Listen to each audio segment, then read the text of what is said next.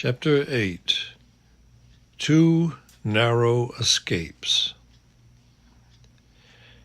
Everyone was cheerful as the Dawn Treader sailed from Dragon Island.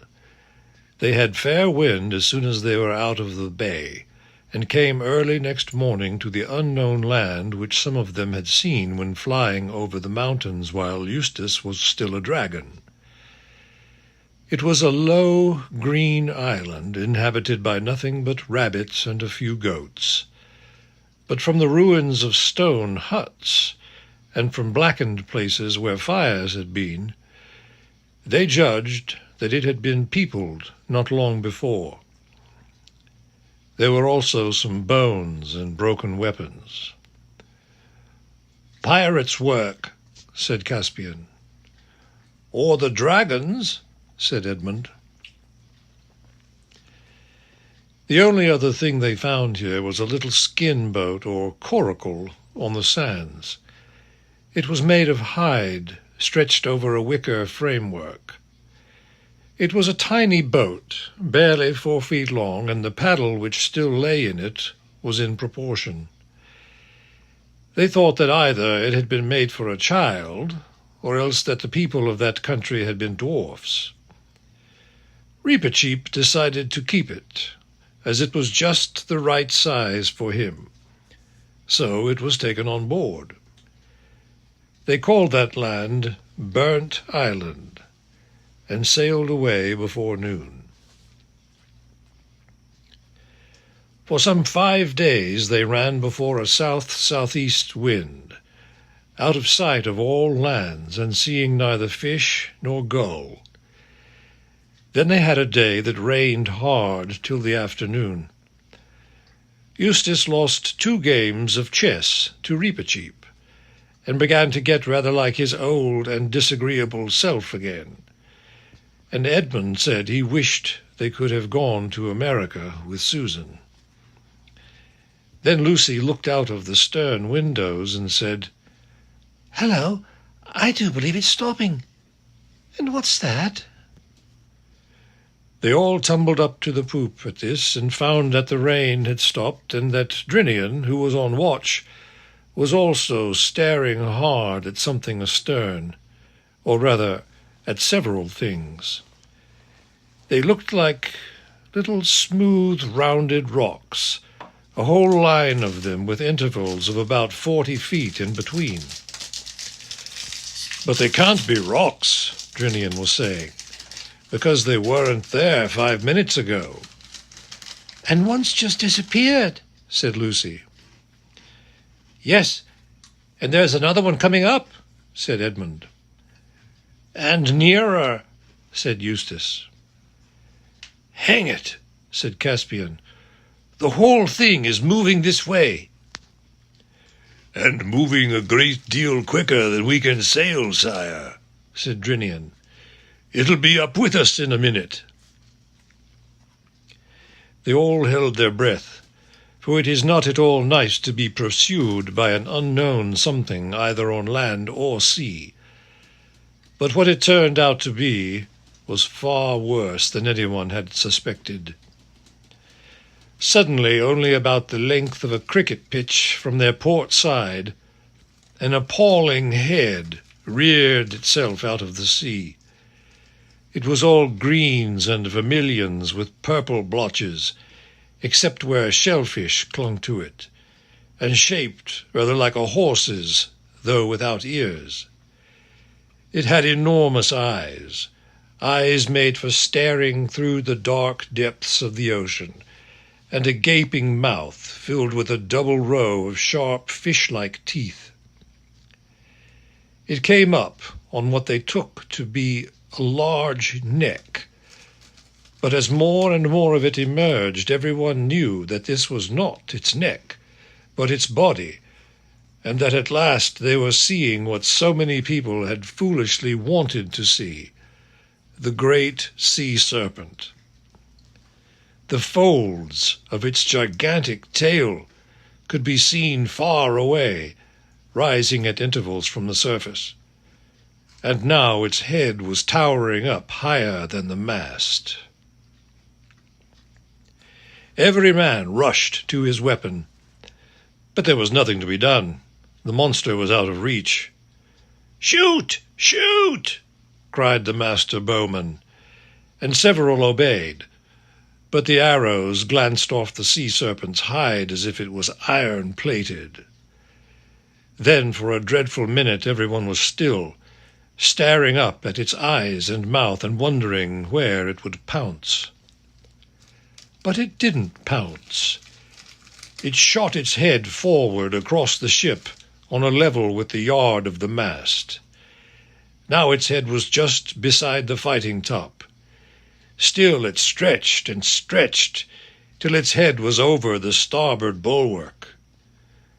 Then down it began to come, not onto the crowded deck, but into the water, so that the whole ship was under an arch of serpent. And almost at once that arch began to get smaller. Indeed, on the starboard, the sea serpent was now almost touching the Dawn Treader's side. Eustace, who had been trying very hard to behave well till the rain and the chess put him back, now did the first brave thing he had ever done. He was wearing a sword that Caspian had lent him. As soon as the serpent's body was near enough on the starboard side, he jumped up on the bulwark and began hacking at it with all his might. It is true that he accomplished nothing beyond breaking Caspian's second-best sword into bits, but it was a fine thing for a beginner to have done. Others would have joined him if at that moment Reepicheep had not called out, "Don't fight! Push!" It was so unusual for the mouse to advise anyone not to fight that, even in that terrible moment, every eye turned to him. And when he jumped up on the bulwark forward of the snake and set his little furry back against its huge, scaly, slimy back, and began pushing as hard as he could, quite a number of people saw what he meant, and rushed to both sides of the ship to do the same. And when, a moment later, the sea serpent's head appeared again, this time on the port side, and this time with its back to them, then everyone understood. The brute had made a loop of itself round the Dawn Treader, and was beginning to draw the loop tight. When it got quite tight, snap! There would be floating matchwood where the ship had been, and it could pick them out of the water one by one. Their only chance was to push the loop forward till it slid over the stern, or else, to put the same thing another way, to push the ship forward out of the loop. Reepicheep alone had, of course, no more chance of doing this than of lifting up a cathedral, but he had nearly killed himself with trying before others shoved him aside. Very soon the whole ship's company, except Lucy and the mouse, which was fainting, was in two long lines along the two bulwarks, each man's chest to the back of the man in front, so that the weight of the whole line was in the last man, pushing for their lives. For a few sickening seconds, which seemed like hours, nothing appeared to happen. Joints cracked, sweat dropped, breath came in grunts and gasps. Then they felt that the ship was moving. They saw that the snake loop was further from the mast than it had been. But they also saw that it was smaller. And now the real danger was at hand. Could they get it over the poop, or was it already too tight? Yes, it would just fit. It was resting on the poop rails. A dozen or more sprang up on the poop. This was far better. The sea serpent's body was so low now that they could make a line across the poop and push side by side.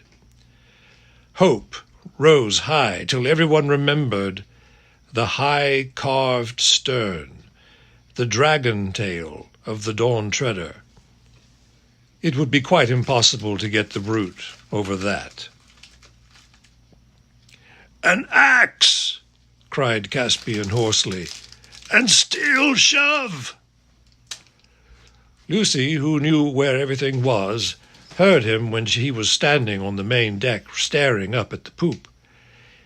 In a few seconds she had been below, got the axe, and was rushing up the ladder to the poop.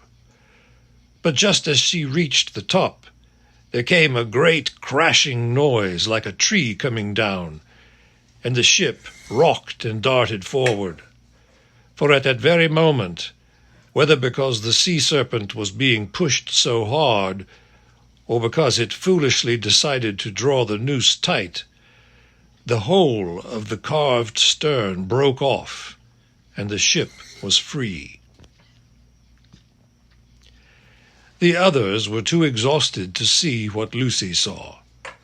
There, a few yards behind them, the loop of Sea Serpent's body got rapidly smaller and disappeared into a splash. Lucy always said, but of course she was very excited at the moment, and it may have been only imagination, that she saw a look of idiotic satisfaction on the creature's face. What is certain is that it was a very stupid animal, for instead of pursuing the ship, it turned its head round and began nosing all along its own body, as if it expected to find the wreckage of the Dawn Treader there. But the Dawn Treader was already well away, running before a fresh breeze, and the men lay and sat panting and groaning all about the deck, till presently they were able to talk about it, and then to laugh about it. And when some rum had been served out, they even raised a cheer, and everyone praised the valor of Eustace, though it hadn't done any good, and of Reepicheep. After this they sailed for 3 days more, and saw nothing but sea and sky. On the 4th day the wind changed to the north, and the seas began to rise. By the afternoon it had nearly become a gale, but at the same time they sighted land on their port bow. "By your leave, sire," said Drinian, "we will try to get under the lee of that country by rowing in Lion Harbour, maybe till this is over." Caspian agreed, but a long row against the gale did not bring them to land before evening. By the last light of that day they steered into a natural harbour and anchored, but no one went ashore that night. In the morning they found themselves in the green bay of a rugged, lonely-looking country which sloped up to a rocky summit. From the windy north beyond that summit clouds came streaming rapidly. They lowered the boat and loaded her with any of the water casks which were now empty. "Which stream shall we at, Drinian?" said Caspian as he took his seat in the stern sheets of the boat. "There seem to be 2 coming down into the bay." "It makes little odds, sire," said Drinian, "but I think it's a shorter pull to that on starboard, the eastern one." "Here comes the rain," said Lucy. "I should think it does," said Edmund, for it was already pelting hard. "I say, let's go to the other stream. There are trees there, and we'll have some shelter." "Yes, let's," said Eustace. "No point in getting wetter than we need." But all the time Drinian was steadily steering to the starboard, like tiresome people in cars who continue at 40 miles an hour while you are explaining to them that they are on the wrong road. "They're right, Drinian," said Caspian. "Why don't you bring her head round and make for the western stream?" "As your majesty pleases," said Drinian a little shortly. He had had an anxious day with the weather yesterday, and he didn't like advice from landsmen. But he altered course, and it turned out afterwards that it was a good thing he did. By the time they had finished watering, the rain was over, and Caspian, with Eustace, the Pevensies, and Reepicheep, decided to walk up to the top of the hill and see what could be seen. It was a stiffish climb through coarse grass and heather, and they saw neither man nor beast except seagulls. When they reached the top, they saw that it was a very small island, not more than 20 acres, and from this height the sea looked larger and more desolate than it did from the deck, or even the fighting top of the Dawn Treader. "Crazy, you know," said Eustace to Lucy in a low voice, looking at the eastern horizon. "Sailing on and on into that with no idea what we may get into." But he only said it out of habit, not really nastily as he would have done at one time. It was too cold to stay long on the ridge, for the wind still blew freshly from the north. "Don't let's go back the same way," said Lucy as they turned. "Let's go along a bit and come down by the other stream, the one Trinian wanted to go to." Everyone agreed to this, and after about 15 minutes they were at the source of the second river. It was a more interesting place than they had expected. A deep little mountain lake, surrounded by cliffs except for a narrow channel on the seaward side out of which the water flowed.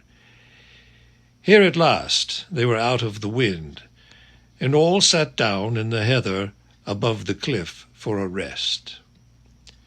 All sat down but one, it was Edmund, jumped up again very quickly. "They go in for sharp stones on this island," he said, groping about in the heather. "Where is the wretched thing? Ah, now I've got it. Hello! It wasn't a stone at all. It's a sword hilt. No, by Jove, it's the whole sword. What the rust has left of it, it must have lain here for ages." "Narnian, too, by the look of it," said Caspian as they all crowded round. "I'm sitting on something too," said Lucy. "Something hard." It turned out to be the remains of a male's shirt. By this time everyone was on hands and knees, feeling in the thick heather in every direction. Their search revealed one by one a helmet, a dagger, and a few coins, not Colorman crescents, but genuine Narnian lions and trees, such as you might see any day in the market-place of Beaver's Dam or Baruna. "Looks as if this might be all that's left of one of our 7 lords," said Edmund. "Just what I was thinking," said Caspian. "I wonder which it was. There's nothing on the dagger to show, and I wonder how he died." "And how we are to avenge him," added Reepicheep. Edmund, the only one of the party who had read several detective stories, had meanwhile been thinking. "Look here," he said. "There's something very fishy about this. He can't have been killed in a fight." "Why not?" asked Caspian. "No bones," said Edmund. "An enemy might take the armour and leave the body, but who ever heard of a chap who'd won a fight carrying away the body and leaving the armour?" "Perhaps he was killed by a wild animal," Lucy suggested. "It'd be a very clever animal," said Edmund, "that would take a man's male shirt off." "Perhaps a dragon?" said Caspian. "Nothing doing," said Eustace. "A dragon couldn't do it. I ought to know." "Well, "Let's get away from this place anyway," said Lucy. She had not felt like sitting down again since Edmund had raised the question of bones. "If you like," said Caspian, getting up. "I don't think any of this stuff is worth taking away." They came down and round to the little opening where the stream came out of the lake, and stood looking at the deep water within the circle of cliffs. If it had been a hot day, no doubt some would have been tempted to bathe, and everyone would have had a drink. Indeed, even as it was, Eustace was on the very point of stooping down and scooping up some water in his hands, when Reepicheep and Lucy both at the same moment cried, "Look!" So he forgot about his drink and looked. The bottom of the pool was made of large, greyish-blue stones, and the water was perfectly clear. And on the bottom lay a life-size figure of a man, made apparently of gold. It lay face downward with its arms stretched out above its head. And it so happened that as they looked at it, the clouds parted and the sun shone out. The golden shape was lit up from end to end. Lucy thought it was the most beautiful statue she had ever seen. "Well," whistled Caspian, "this was worth coming to see. I wonder, can we get it out?" "We can dive for it, sire," said Reepicheep. "No good at all," said Edmund. "At least, if it's really gold, solid gold, it'd be far too heavy to bring up.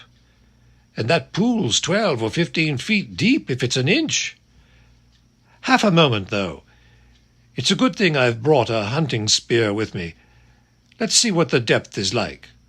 Hold on to my hand, Caspian, while I lean out over the water a bit." Caspian took his hand, and Edmund, leaning forward, began to lower his spear into the water. Before it was halfway in, Lucy said, "I don't believe the statue is gold at all. It's only the light. Your spear looks just the same color."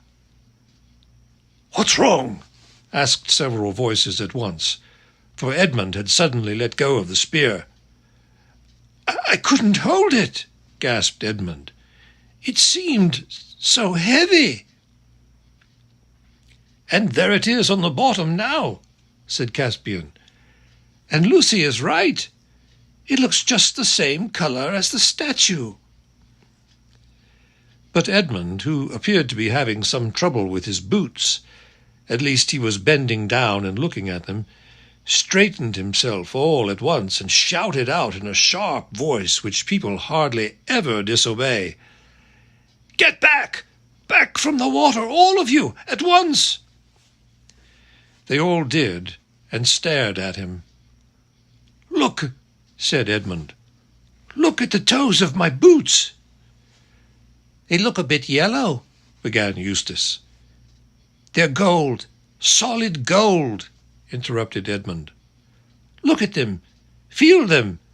The leather's pulled away from it already, and they're as heavy as lead." "By Aslan," said Caspian, "you don't mean to say—" "Yes, I do," said Edmund. "That water turns things into gold. It turned the spear into gold. That's why it got so heavy. And it was just lapping against my feet. It's a good thing I wasn't barefoot. And it turned the toe caps into gold. And that poor fellow on the bottom, well, you see." "So it isn't a statue at all," said Lucy in a low voice. "No, the whole thing is plain now. He was here on a hot day. He undressed on top of the cliff where we were sitting. The clothes have rotted away or been taken by birds to line nests with. The armor's still there. Then he dived and—" "Don't," said Lucy. "What a horrible thing." "And what a narrow shave we've had," said Edmund. "Narrow indeed," said Reepicheep. "Anyone's finger, anyone's foot, anyone's whisker, or anyone's tail might have slipped into the water at any moment." "All the same," said Caspian, "we may as well test it." He stooped down and wrenched up a spray of heather. Then, very cautiously, he knelt beside the pool and dipped it in. It was heather that he dipped. What he drew out was a perfect model of heather, made of the purest gold, heavy and soft as lead. "The king who owned this island," said Caspian slowly, and his face flushed as he spoke, "would soon be the richest king of all kings of the world. I claim this land forever as a Narnian possession. It shall be called Goldwater Island. And I bind all of you to secrecy. No one must know of this, not even Drinian, on pain of death. Do you hear?" "Who are you talking to?" said Edmund. "I'm no subject of yours. If anything, it's the other way round. I am one of the 4 ancient sovereigns of Narnia, and you are under allegiance to the High King, my brother." "So it has come to that, King Edmund, has it?" said Caspian, laying his hand on his sword hilt. "Oh, stop it, both of you," said Lucy. "That's the worst of doing anything with boys. You're all such swaggering, bullying idiots. Ooh!" Her voice died away into a gasp, and everyone else saw what she had seen. Across the grey hillside above them, grey, for the heather was not yet in bloom, without noise and without looking at them, and shining as if he were in bright sunlight through the sun had in fact gone in, passed with a slow pace the hugest lion that human eyes have ever seen. In describing the scene, Lucy said afterwards, "He was the size of an elephant," though at other times she only said, "the size of a cart horse." But it was not the size that mattered. Nobody dared to ask what it was. They knew it was Aslan. And nobody ever saw how or where he went. They looked at one another like people waking from sleep. "What were we talking about?" said Caspian. "Have I been making rather an ass of myself?" "Sire," said Reepicheep, "this is a place with a curse on it. Let us get back on board at once. And if I might have the honour of naming this island, I should call it Deathwater." "That strikes me as a very good name, Reep," said Caspian, "though now that I come to think of it, I don't know why. But the weather seems to be settling, and I dare say Drinian would like to be off. What a lot we shall have to tell him." But in fact, they had not much to tell him, for the memory of the last hour had all become confused. "Their Majesties all seemed a bit bewitched when they came aboard," said Drinian to Rince some hours later, when the Dawn Treader was once more under sail and Deathwater Island already below the horizon. "Something happened in that place. The only thing I could get clear was that they think they found the body of one of those lords we're looking for." "You don't say so, Captain," answered Rince. "Well, that's 3. Only 5 more. At this rate we might be home soon after the new year. And a good thing, too. My backie's running a bit low. Good night, sir."